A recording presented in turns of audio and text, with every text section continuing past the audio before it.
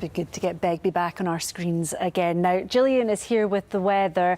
There's so much to get our heads around. This is happening in the first place. Why are there all these weather warnings? Yes, it's because the weather pattern is stuck, really. So we have a big blocking area of high pressure over Scandinavia, and it means that this storm, this area of low pressure, is being held in place, and its associated weather fronts bringing really heavy rain on strong to gale force easterly winds in across eastern Scotland. So in some parts, we've already had well over a month's worth of rainfall, and after a brief lull for some this afternoon, there certainly is more rain to come. So we have a red weather warning that comes into effect tonight and runs through tomorrow, and we have amber warnings in place as well. It all starts to settle down on Sunday, but it will take quite some time. Laura, good evening to you. Yes, further severe impacts to come from this exceptional spell of wet weather.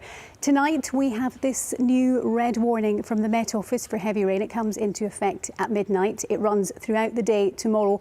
We have this red warning zone, very similar to the previous one. It's across southern Aberdeenshire and Angus, where we could see a further 100 millimetres of rainfall on top of what we've already had. So danger to life due to flooding in that red warning zone. We have an amber warning too for heavy rain across East Lothian and the borders. That's already in force, and that runs through until 6 a.m. tomorrow.